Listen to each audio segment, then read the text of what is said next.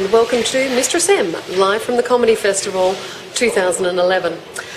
Now, last week I talked about how to pick up at the Comedy Festival, and during the week I was reading a bit of Tracy Cox, and she talks about how personality plays a huge factor in how attractive we appear to other people.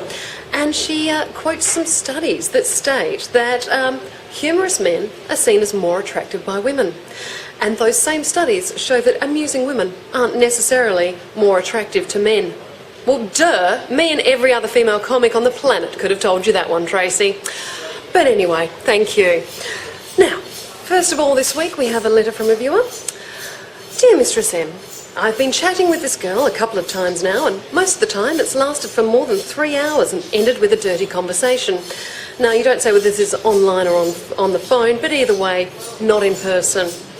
And although we haven't met in real life, we've exchanged photos.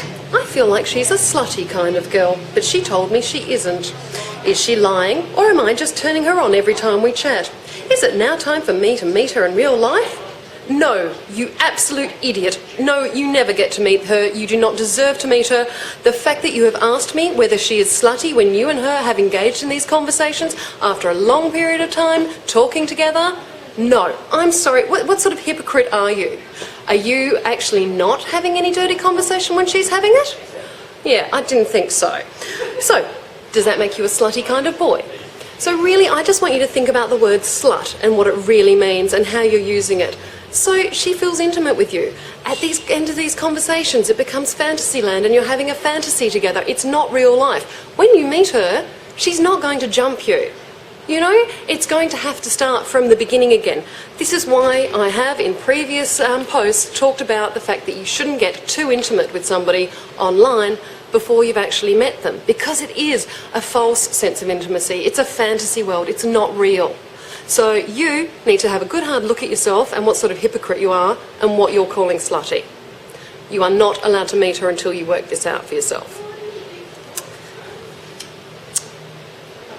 And by the way, whilst we're talking about the word slut, somebody once asked me whether I consider myself to be one. Now, I've got two stories about this. One is, when I was about 20, I worked in a bar in London, and I had two friends who worked with me. Both of them were 20, and both of them had slept with 20 men. One of them I considered to be a slut, and one not. The one who was a slut was the one who found out whether they could help her career, had enough money, had the right sort of car, and the one who wasn't a slut was the one who just enjoyed sex and had fun. Although we all had fun at her expense. The time she slept with the busboy, Fernando, we didn't stop singing that ABBA song for weeks. So my point is slut is not about how much sex you have, it's about your attitude. And when I polled my gay friends recently about whether the number of men I've slept with makes me a slut, they said no. The good news is I am not a slut. The number of men I've slept with makes me an honorary gay man. Letter number 2.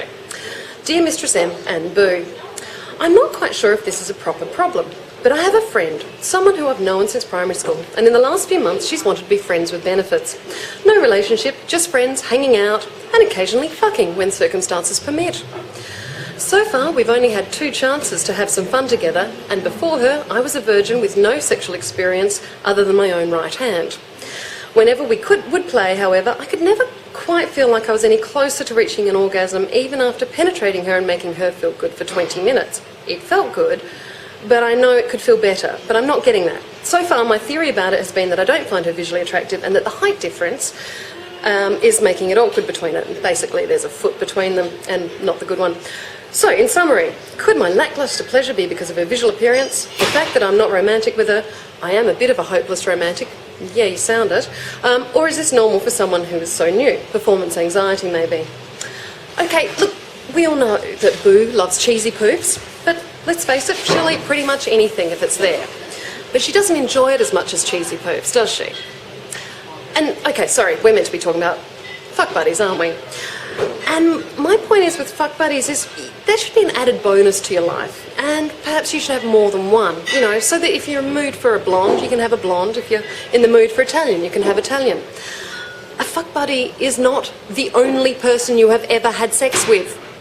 That is the only person you've ever had sex with. The person you lost your virginity to. That's full on. That's big stuff. That's not fuck buddy stuff. That's the person person you lost your virginity to.